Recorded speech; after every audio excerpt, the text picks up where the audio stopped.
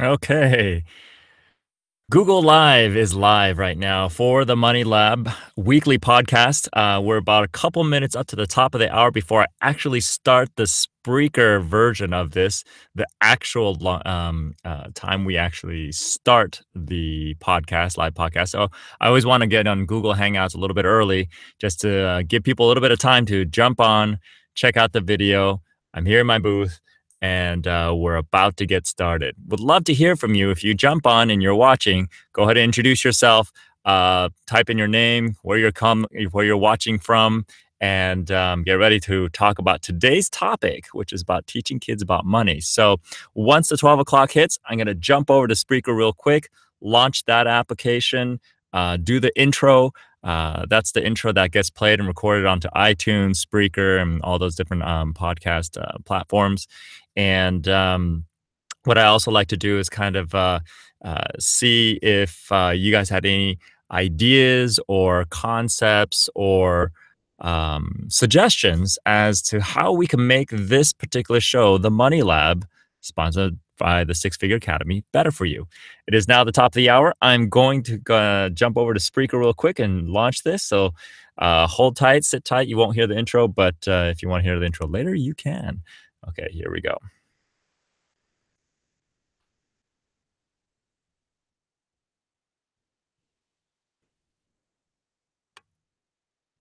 All right, welcome to the Money Lab Live Podcast, episode number 39, Teaching Kids About Money.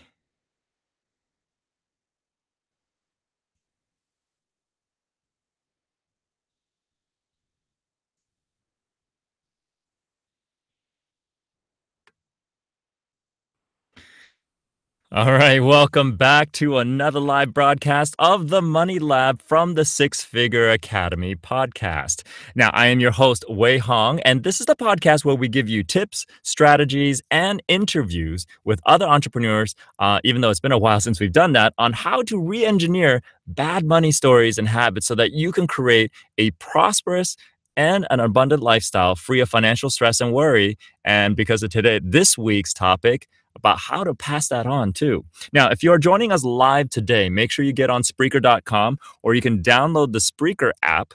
Search for the hashtag the Money Lab so that you can join us in the chat room and ask questions and interact with me. And while you're there, subscribe so that you don't miss an episode and catch us every week. For all other ways to find us, go to the sixfigureacademy.com/radio for all the details. And if you are hanging out with us on Google Hangouts or Google Live, go ahead and go to the Six Figure Academy's channel, and then you can find our live podcast video there. Okay. This week, you'll be catching me in the sound booth once again. I kind of like it here. It's kind of like my little safe spot. So, hope everybody had a phenomenal Thanksgiving last weekend. I jumped on a couple times to do a couple of videos. Really fascinating things happened to me on Saturday. I got my webcam jacked. Found out I had been jacked for a while now, and they were just collecting footage, and ended up doing a PSA live video on Monday, which was yesterday, to talk about my experience and give people some heads up. For those of you who don't know, aside from having a background and trained in neurolinguistics and coaching and helping people, entrepreneurs, and corporate leaders of the like, advance their careers, improve their lifestyle, making money. My previous life, I was an IT guy. I went to school for technology, computer science, and engineering. So it was really easy for me to kind of crack down and put together a few points on how to protect yourself. So I did a little PSA thing yesterday. If you want to look at that video, make sure you go ahead and find me on Facebook, friend me, and then you can catch the video because I had put my Facebook on lockdown so that not everything is out in the public. Okay. So anyway, so today's episode is called the Money Lab Live Podcast. Putting my phone down there. Okay. And the well, that's the name of the show. But we're going to talk about teaching kids about money. Okay. And this is a really important topic. I was sitting there trying to think about, for a while now, like, what can we do to help do more for the future, do more for our kids. Because here's the thing, as entrepreneurs, as people who work, people who are building their careers and everything like that, as adults, what happens when we get everything that we want and we start doing everything? How do we pass on a legacy? How do we create a better future? And as it pertains to the Money Lab, how do we create a better financial future, a better money future for our children and the world they live in? Okay, and I got to tell you a story. This is how dire and important it is. I was, and I may have told this story before, but I'm going to tell it again because it's completely relevant to today's topic. I was speaking for I speak to actually a variety of PTAs, and there was one particular PTA where it was like pretty large. It was like 300 parents were in the room, and here I was doing my presentation about money. I was actually introduced as the financial guy. I was like, nah, I'm not the financial guy. I'm not going to talk about tactics and strategies and boring stuff like that. I'm going to talk about the reason why you don't do the strategies and tactics. So I'm kind of like the deep money mindset guy, one of the money anxiety guy. Anyway, she introduced me as that guy and the financial guy, and eyes rolled, and people were like, "Oh God, I come here to listen to this guy." But I went in there and I said, "I'm not here to talk to you about how I'm going to make money, how you're going to make money. We're going to be here to talk about how to talk to your kids about money." And what was interesting was when I kind of was trying to set some context around the room, I said, "How many?" And this is a grade school, mind you. I said, "How many of you in here have had the birds and bees conversation with your kids?" And this is pre-adolescence, pre-pubescent, and half the room raised their hand. I was like, "Wow, okay, that's a lot for this age group." Okay, great. Put your hands down. And then I asked them, how many of you had a conversation, the money conversation? You mean, in other words, freely talking to your kids about money and how money works. Explain to them the process of how making money and what do you do with the money when it comes into the house, or what do you do with the money when it comes to the bank. Basically, talk about all things money, challenges, the good, the bad, the ugly, and then raise your hand if you are. And basically, what happened was maybe it was like crickets. It was like maybe one person, maybe two people raise their hands. And I said, wow, take a look around the room. What a big difference. I would think that people have a harder time talking about sex than money, but apparently the biggest taboo these days, and I'll quote this again, the University College of London, they did a huge study, a survey study with about, I think it was 14,000 men and women who, and about a variety of different topics. And 2% refused to talk about money. I mean, refused to talk about sex. Whereas on the other hand, over 20% had challenges talking about money or refused to talk about money at all. So that, along with a variety of different studies that were done on Wall Street, they have determined that man's last taboo, at least in the world that we live in today, is money. Okay. So that actually is just as relevant inside our households too, when we talk to our kids. Okay. Now, when I grew up around money, I mean, I still remember there was not a lot of talk about money.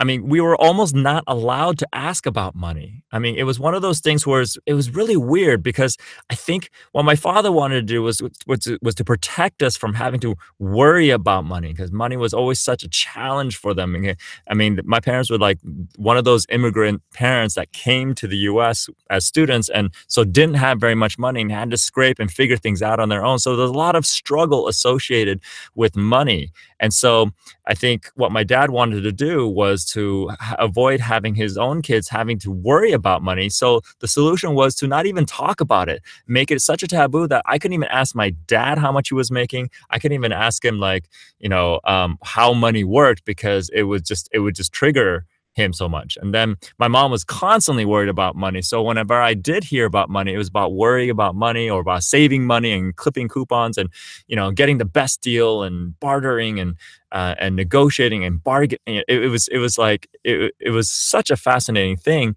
growing up, realizing that I had to kind of make things up as I went based on what I felt.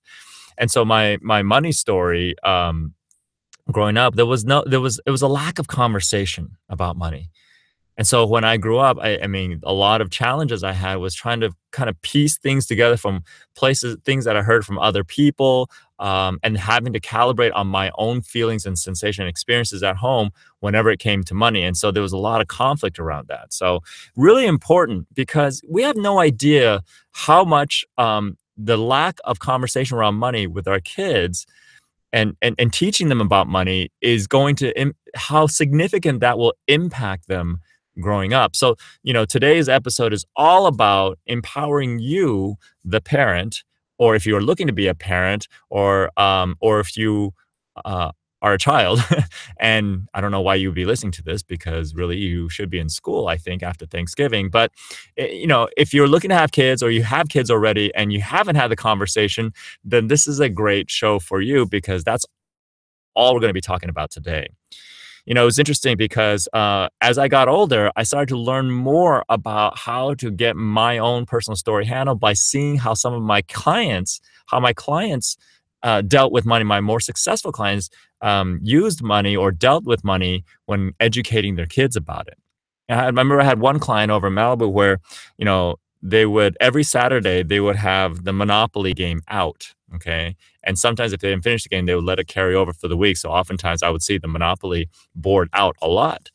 And I don't even know how we got into the conversation about money and teaching money, but we were kind of like hanging out at the end of our session, and he loved having cigars, so I just kind of I don't smoke cigars, but I sat out there in the cool night on the patio with him, just having a conversation, bonding a little bit with my client, and then we somehow got into a conversation about money, and then he started talking to me about what he does with his kids to teach them about money. And eventually he got to like, yeah, he said, "Wait, do you know why we play Monopoly every Saturday?" And I said, "Because it's family bonding time, because you can, spend time with the family, bring everybody together." I said, "Yeah." And they had a beautiful family. Everybody loved each other, three kids, and there was very little fighting going on ever. And I had been there for years, seeing them in all kinds of circumstances, and they had a great management style, family management style, and granted, some people figure it out, some people don't. But anyway, he was telling me about the reason why, and he said he agreed, and he said, "Yeah, I mean that's good for bonding, but there's something else that I want to kind of impart into them." Okay. See, my client also didn't come from money. He came from the East Coast, came to the West Coast with very little money and built his fortune by himself. But instead of being racked with stress, fear, and anxiety, because his career was actually around money as well, he decided that he wanted to teach his kids to not put so much weight and value per se, or attention or energy, unnecessary energy, to money. And how he did that was he was teaching them through games that involved money, such as Monopoly. Okay, because he wanted to instill to them that if they treat money like anything else, like it's part of a game, okay, and notice how easy it was to make money in Monopoly, because if you understood the game, took the time to learn how to play the game, then money could be created the same way. And he wanted to instill in them that life was no different. What makes life so what he was trying to explain to them, what made life so difficult for people as it pertains to money, it was because we as a whole have, in this capitalistic world, have become trained to unnecessarily put some unnecessary amount of weight and value around money, so much so that a lot of the things that we have in our world revolves around money. And so one of two things happen: either people are constantly worried and stressed about money, or you see a lot of this in a holistic community. People like shun money and say, "I don't need money," and run away from it. Okay. There are pros and there's challenges to both approaches, and then it's so interesting because both sides are challenged with money and both sides are judging the other side about money. It's like, oh, these kids, they don't know how important life is around money. And then the people who are saying, God, these people just live their life around money. And it's a really fascinating dynamic, especially when you get two of them in the same room and they start talking. So his approach was to basically teach them about that, to be able to truly kind of say, okay, money is important. Yes. Money is necessary. Yes. But it's not everything. Okay. And when you always hear the statement, these little statements like money isn't everything. It's like, yeah, true. And I used to have, when I used to run a sales organization, I had to debunk a lot of limiting beliefs in the sales force to make sure that they don't let money get in the way of them, achieving results in their process. We always talk about money, that money belief that says, people say, well, money isn't everything. It's like, it's true. It isn't everything, but it's a really important part of our daily living, especially in this world that we live in today, in this era, and people who argue with me about that, I said, okay, that's fine. Money's not important. What I'd like you to do is I'd like you to go to the store, push your basket through and fill it up with all the things that you need. Not the things that are just like junk food, but the things that you would need to survive, to feed your family, to feed yourself. And as you're pushing the cart out the door, skipping the cash register, and if someone from the store stops you and says, are you going to pay for that, sir or ma'am? And you respond by saying, hey, it's all good. Money isn't everything. Let me ask you, will you be able to continue to push that out the store? Right? Okay. If you can, that's awesome. Then you're probably doing some really cool hypnosis stuff and you should be on TV doing that stuff. Okay. Because there's a guy that actually does that. I think it's David Brown. I don't know, whatever Brown. But if you don't, you'll probably get in trouble. Okay.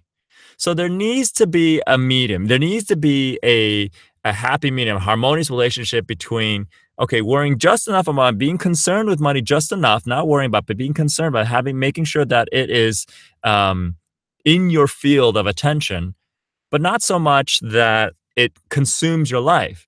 And there has to be enough of detachment so that you don't have money being influencing aspects of your life that it doesn't need to influence. Okay. We need to talk about, this is how we start to kind of resolve things, and we need to make sure we teach our kids that way. Okay. I will go through a few points of what I recommend based on the work that we've done at the Six Figure Academy on how to get parents to have that conversation with kids about money, to teach kids about money. Okay. And a lot of it comes from the fact that the reason why most parents have struggled talking to kids about money because they don't want to show up as incongruent. Most of us know what should be done, how things can be done, the tactics and strategies that'll help us create the most financial success in our lives. The incongruency shows up, and that's what keeps us as adults and as parents from talking to our kids about it, is because we know deep down inside that even though we know we should be doing these things, something is stopping us from applying all of it or executing all of those steps. Okay. Logic and emotional drive are often two separate things when it comes to money. Kind of like the core of what we do at the Six Figure Academy and here at the Money Lab is to help people unify the discord between what you know should be done when it comes to money versus what you actually do. And the reason why it's challenging for us to talk to our kids about this is because we're conflicted. We don't want to show up lying to, the whole do as I say, not as I do type of thing, because, a part of us, some of us anyway, realize that kids are watching us, even though we're not telling them anything, they're mimicking us on some level. They're learning through observation. And so we're better off just kind of like doing the best we can and avoiding the conversation because we don't want to lie to them either. What if you tell them to do step 1, 2, and 3, and you deep down inside know that you're only doing step 2, or you're only doing step 1 or step 3, but you're not doing the entire sequence.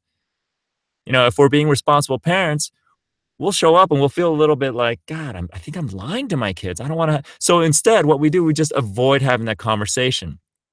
Or you could be like my father. It was like it was so painful, kind of like immigrating over and having to deal with money on their own with nobody to help him, my parents, my dad or my mom, and figure things out. My mom had to, babysit all the time and take, and make money that way. And my dad, he was a student, so he could only work so much out of the day. And all of a sudden, I popped out before he was done with school, and so all kinds of interesting things were happening. And so the struggle was so intense that just thinking, talking about it, well, how do I say this to my kids so that they don't get scared? Or how do I say this to my kids so they don't start to stress and worry unnecessarily? You know? And this also stems from the fact that parents don't give us enough credit as kids, or we as parents don't give our kids enough. I mean, here's the thing: is that every generation, and my dad used to say this to me all the time, every generation should be an improvement on the last one. And that improvement is whether or not we allow ourselves to see that improvement. That improvement is inevitable, okay? Just from the sheer nature of the environment, the world, and the technology and everything, our children are by default improving every single day from the previous generation, whether we want to help out or not. It's sometimes we sometimes slow it down by getting in the way because we're thinking we have to do things a certain way in order to make sure that they stay on the right path. When in fact, if we are like what Bruce Lee says, like water, and we adapt and adjust and we flow properly, we actually are helping our kids better taking that approach. Okay, there's a lot of different layers of what we just talked about right there. Okay, so this particular episode today doesn't have to be very long. Okay. And it may sound more difficult than if you think about, oh, I have to talk to my kids about money, I have to teach them. How do I teach my kids about money? It starts with the fundamentals. Okay. We all know the fundamentals of how things work. You make money, you put some money away, and then you use the money to support a lifestyle that you want. You know, bring money in, bring money out, money in, money out. That's really the fundamentals of it. Okay. And one of the first things that you can teach your kids is to understand that money is like energy. Money is a form of energy. Just think of how the electronic ways that we use to click, click, click and pay things. Okay. What it is that it's so important because of the world we live in to spend a little bit more time to help kids understand the importance of inflow and outflow as it pertains to money. Because most of the kids, when they grow up, especially if you're doing what you can and you're working hard to support your kids, that all they know is outflow because it's so easy to create that in this day and age. You do a few clicks here and there, do a few swipes, and all of a sudden, guess what? Money goes out. Okay. And so I think the biggest challenge with our next generation is that they will have mastered the outflow of money before they master the inflow of money. Why? Because often inflow is associated with stress and worry, anxiety about the amount of outflow. Okay. So really important things to keep in mind. I mean, watch the phrases that come out of your mouth. Like my mom would always say, God, spending money is so easy. Making money is so hard. Okay.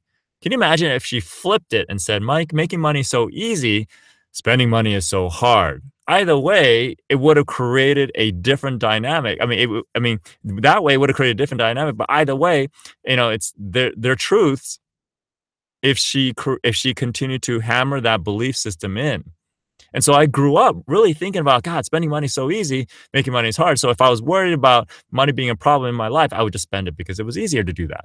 Okay. If life became too difficult, if life became too challenged, what's the thing? Want to make things easier. So what's an easy thing to do? Spend money. Great. Let's spend some money.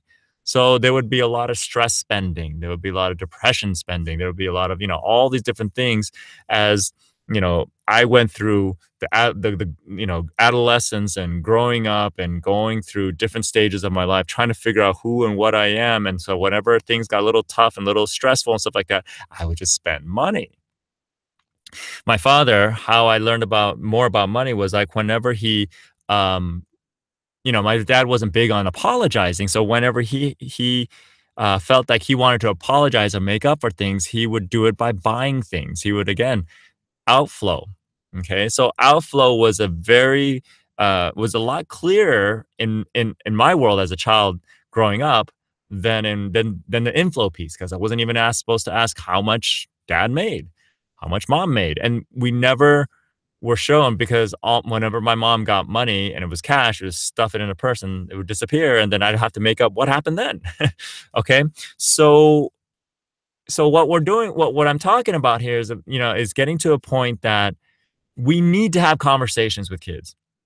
We need to teach our kids by simply having conversation about money, you know, unabashed, unfiltered, uncensored, real talk about money. Okay. So I'm going to go over a few points right now. Okay. And expand and expound on some of these points on how we can start teaching our kids effectively about money, how we can talk to them effectively about money.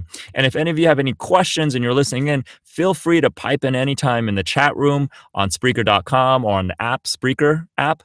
Or if you're on Google, go ahead and type it in the chat there as well. If you're listening to this after the fact, type it in anyway, because our team is constantly monitoring all the different comments that flow through on these platforms. Okay. All right. So let's start with the first point. Okay.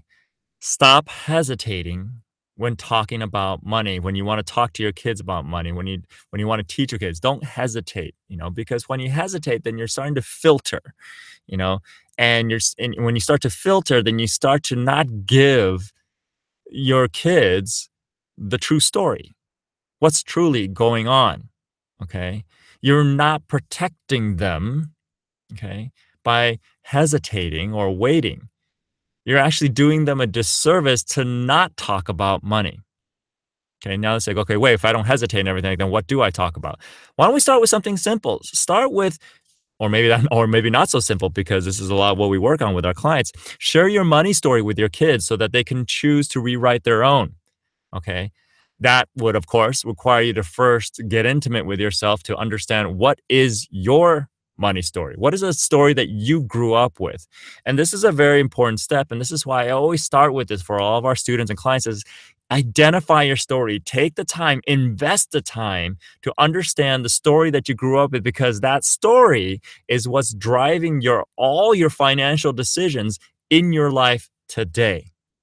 Okay. Until you rewrite that story that you grew up with, your money story is what drives you. Now, if you rewrite the story, it's still a story that drives your money decisions, your financial decisions today. Okay. So you want to share your story with your kids, because the earlier you share it, all the good, the bad, and the ugly, the easier it is for you to have a discussion with them to say, hey, be honest. This is the story that I grew up with, and this is why I'm sharing with you, because I want to give you an opportunity to write your own story so you don't have to buy into my story. Okay, so kids can immediately start to understand and shift and change and work, and you can work with them to start to develop a healthy money story growing up, so they don't grow up with the same level of financial challenges. It's kind of interesting why parents say, okay, great, I decided that in order to protect my kids, we're not going to talk about money.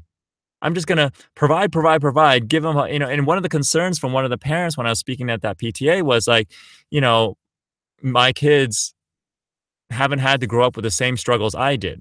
I have anxiety around the fact that they won't know what to do with money. They don't know how to appreciate money. They don't know, I don't want them to feel like they're entitled and everything like that. And I said, great, kudos for that. Kudos here for that. And the way to do that is to have a conversation with them. Okay. And every child is different. Every parent is different. So in the beginning, it may be a little bit rocky. It may be a little bit, awkward and what's the word? It's awkward and clumsy. It could be a little clumsy when it comes to having that first conversation. But like a muscle, money talks, conversations around money, teaching kids about money requires constant usage. Constant utilization will allow you to strengthen your ability and your confidence to talk to your kids more about money and talk to more in greater depth about money. It'll eventually help you choose the right words when it comes to money. And you know what the byproduct of that is? It'll help you understand your own money story better, your own perception around money, your own thought processes around money. We're on such autopilot, ever since we got out to the workforce before we had kids, that we often don't sit down and think about it because financial decision has become such an autonomous thing, a subconscious, unconscious thing, behavior in our culture because it's so prevalent everywhere, financial, money, everything like that. Okay. Eh, I mean, I tell people like potatoes or bread becomes the new, what do you call currency, then guess what? People will have challenges talking about bread or potatoes, all those different things. Okay. So, really, really important. Okay. Share your money story with kids so that they can choose to rewrite their own story. Okay. The next point I want to talk about is be honest with your kids. Okay. I think I've been kind of touching on this a lot. Stop trying to quote unquote protect them. Okay. It'll also help you get your act together because if you're forced to, expose the good, the bad, and ugly from your perception of how money works, you'd be surprised at what child logic can help you kind of understand more about money. I heard from parents that had conversations about the challenges around money and the good, the bad, the ugly, and then the kids would come back with these ideas or questions like, "Why would you do that?" And it made the parents sit back and think, "Oh my god, why am I doing that?" And it was driven by an old, old story that they learned from their own parents that was absolutely not relevant anymore today. So be honest with your kids. Stop trying to protect them.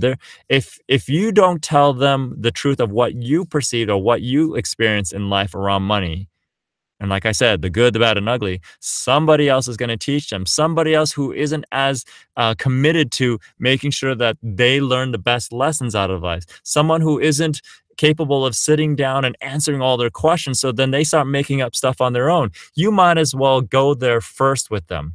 Be vulnerable, which leads me to the next point, which is, this way you guys can learn about money together. Let go of that darn ego that we have to be parents and we have to know it all. The most powerful and the most effective parents in the world are the ones who are willing to be vulnerable and say, "Honey, I don't know everything." That is a great question. I can't answer that right now. I do know this. And why don't we make some time to go and learn about it together? Now I know people say, "Yeah, I don't have the time to do that. I have to do it. There's work and I got to go make money and stuff like that." But make the time. If you really truly care about your kid's future, if you really truly care about passing on this legacy after you've created all this financial success, you need to start making the time now and as early as possible, having it so that they don't have the stress and worry. They can freely talk about money, their challenges around money. So as they go into the world on their own, they can feel comfortable coming back and having a conversation about what they're going through, what mistakes they've experienced that were the same as yours, what new things they're challenged with when it comes to money. Because here's the thing, if they become financially stress-free and worry-free as they're already going into the workforce, you are, quite frankly, increasing the probability of their success in life. Now, until the world stops being a capitalistic world and more about like a Star Trek utopian state where we're all about learning ideas and exploration and all the different things, this is the game we play. Now, let's say if it happens in our lifetime where capitalism disappears and it's all about the pursuit of knowledge and pursuit of happiness, and guess what? This show may not be relevant anymore. And yes, I will adapt and I will talk about something else, the advancement of human technology or human potential, human performance, which I'm actually already doing in the other company, but that's besides the point. So really, be be willing to let go of the ego, be willing to be vulnerable, and your kids will actually respect you more than you trying to be a know-it-all. And this applies more than just money. Okay. Those of you parents, we've worked with enough parents and we worked with a lot of circumstances enough, and us being parents ourselves, is that you gotta let go of the ego. You gotta let go of the bag. You cannot be parenting your children based on your own personal emotional traumas in life, because then you're gonna pass that on to them, and they're gonna create a new lens for them to go by because they love you, they respect you, they honor you, and being parents. Now, I know a lot of people say, "Well, that's easier said than done." Great. Then this is always a step that I honor.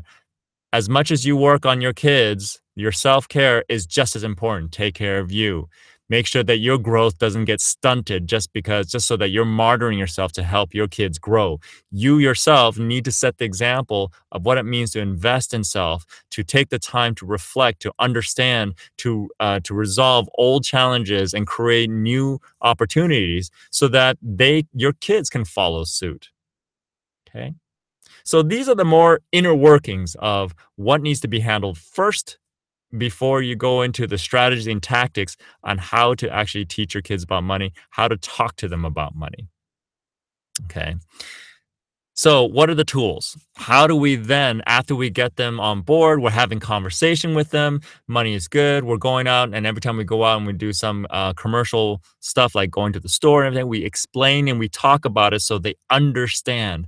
In fact, sometimes we let them even pay so they can help count the money and so understand the money. Tell them what a receipt stands for. All those different things, the components, the understanding. So they give the kids context so they can understand the purpose of these next following tools of allowance, a checking account, savings, setting monetary goals, tithing, donating, charity work. Okay.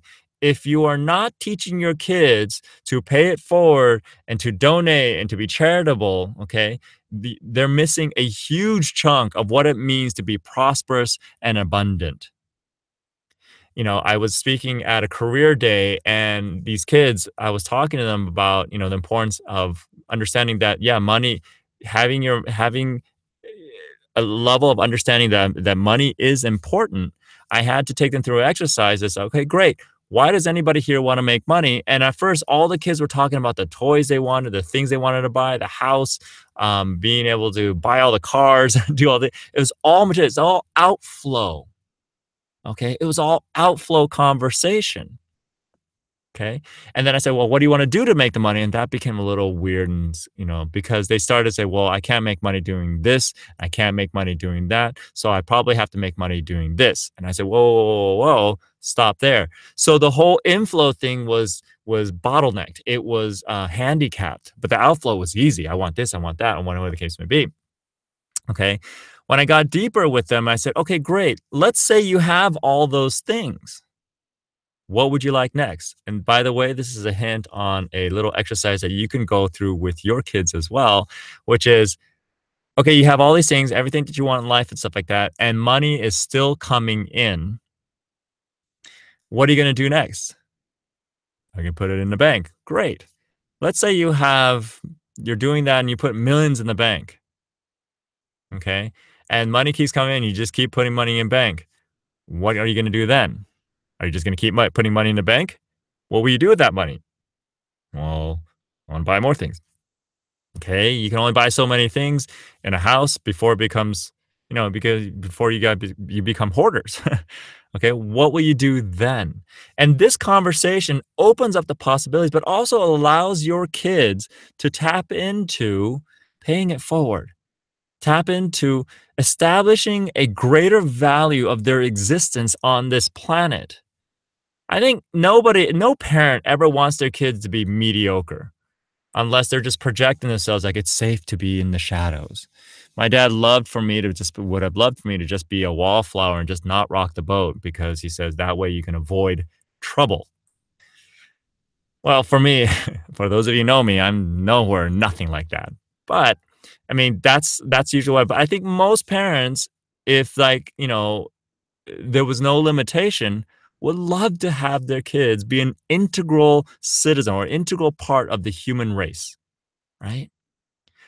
That possibility, however, that conversation needs to start so that they can see what is potentially possible for them and what they can contribute.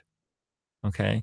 I don't think any parent wants to raise their child to be a slave to the rat race of a job. This is your work, raise a family, go to work every single day, come back and come home and work to the day you retire and then watch your kids hopefully grow up and everything like that. That sounds so mundane to some people. Yeah, that's okay. But I think in the early stages, I think every parent wants their child at some point, to think, wow, I hope they can be a really good part of this society that we live in. And that conversation needs to start early. independent of your fears, of your beliefs, whether or not it could happen for you. Because right now, when your kids are young, the world is an open canvas. There are zero limitations, especially the world we live in today where technology makes it easy for anybody to create anything they want and to be able to monetize it to create any lifestyle that they want. If you don't believe what I just said right there, this has nothing to do with whether or not you want to protect your kids. You are literally getting in the way of your kids, of your children's ability to become financially secure, successful, abundant, prosperous. Whatever, choose your own word. Okay. So we have allowance, we have saving, we have setting goals. Okay. We tied it on. You know, what you want to do is you want to start to use these tools, not just because, oh, everybody needs an allowance, whatever the case may be. Use these methodologies as tools to teach them about money, teach them as how to use money to create things in their life. You know, in the Rich Dad Poor Dad, Robert Kiyosaki stuff, he talks about, he encourages parents to basically say, okay, if kids want something, and even though you have the means, like to just buy it for them, try to not do that. You know, in a pinch, if you have to, you have to. I mean, school stuff, supplies, and everything like that, great. However, if you have the wherewithal and the ability to do so, encourage them to say, here, I'm going to invest in you, basically, to be able to figure out how to use this money to get what you want. But the rules are you can't use the money I give you to directly buy it. You have to leverage that money in some way to achieve what it is that you want. What this does is whether or not they become an entrepreneur or not, okay, even though this show is geared towards entrepreneurs, and if you want your kids to be entrepreneur, some people just aren't designed to be that way. But what it teaches them is a very, very valuable lesson. And everybody can afford to understand that when money is used as a tool in an effective way, it can be used to help create any lifestyle that one wants. Okay. And again, this all starts with you, the parent, talking and having the conversation. You can't just assume that the world will teach your child. That is not the world's responsibility. The true responsibility of fully being able to help your kids achieve success financially without it being like a shotgun, random, haphazard approach, the responsibility lies on us as parents.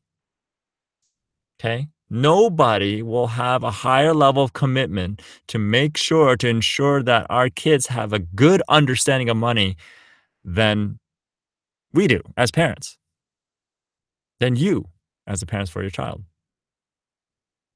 Okay, if you bring a child into the Six Figure Academy, maybe we can, be committed to that. But quite frankly, it'd be cheaper for you to do it at home, right?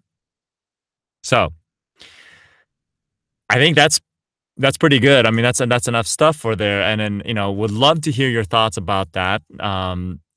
Teaching kids about money. Like I said, let me just go over the points again real quick. You want to stop hesitating when you talk about money. Just go ahead and talk about it. Whatever comes out, comes out. And you just kind of, even if you're just like no filter having it come out, it'd be cool to get the feedback so you can help understand how you're showing up when it comes to money. Share your money story with your kids so that they can choose and you can help them rewrite the story, their own story, so that they don't have to adopt your story or your grandparents' story after they grow up. Okay. Be honest with your kids. Stop trying to protect them. That'll also help you, get more in alignment with yourself, because if you're being fully honest with them and you hear yourself saying certain things coming out to them about money and you're like, ooh, I don't like that, gives you a starting point on how you can resolve that internally. Get rid of the ego, be vulnerable, be willing to learn more about money with your kids so that they can learn by standing on top of your shoulders instead of having them starting from scratch like you did when you grew up, or you standing on somebody else's shoulders. Okay. Every generation should be an improvement. Use things like allowance, savings, checkings account, setting financial goals, tithing, donation, charity. Those are all tools to help your children understand more about how money works, how money flows, and how money should be leveraged. inflow, outflow. Remember, there's more outflow being taught by default to our kids because it's a spending society that we live in. And so we need to reinforce and help them understand more about inflow and the vast spectrum of possibilities when it comes to inflow. Okay. Stop choking it just because you know how one way to make money. Realize how encourage your kids to understand there's many, many different ways to have cash inflow or money inflow. So that way you can teach them, which is the last point, to use money as a tool instead of just a way to just get what I want, to just buy. Again, outflow versus using it as a tool, inflow, all the different thing, and managing the inflow and outflow. So it's like a cyclical thing instead of just a one-way heavy thing. Outflow, outflow, outflow, outflow. That's what gets most people in trouble. Okay. And so that's it. That's our show today about teaching kids about money. Hope you enjoyed that. Sharing is caring. If you know someone that can know a parent that can actually use this episode today to learn more about how to talk to a teacher kid. We've done this so many times, one-on-one with students and our clients who have kids and helping them get their kids to educate their kids about how best to use money, eliminate money anxiety and stress and worry so that they can have a more abundant and more prosperous life in the future. So share this with them. Okay, it's a very valuable thing, a very important thing. It's all if for those of us who are anywhere about thinking about legacy and future and everything like that, this is important. If you're nowhere near that, that's okay. It's a good thing to get used to anyway because it'll help you just as much as you'll help your child or your future child. Okay. So really important. In case you haven't gotten my free ebook from Money Anxiety to Six Figure Mastery, which goes deeper about all that, make sure you go to go.thesixfigureacademy.com and download it from there. And then it also gets you into this deeper 5-part E-series sequence that'll help you go deeper and uncover more and help you identify your story so that you'll have an easier time teaching and talking to your kids about money. Okay. Would love to hear your thoughts. Feel free to ask any questions or anything like that on any of the platforms. We're on iTunes, we're on Spreaker, we're on Google, and we're also on Facebook. So look for us there, the Six Figure Academy, the Money Lab podcast. And other than that, have a phenomenal week and get ready for the holiday season. Well, actually, it's already here. So other than that, we'll talk to you guys next week.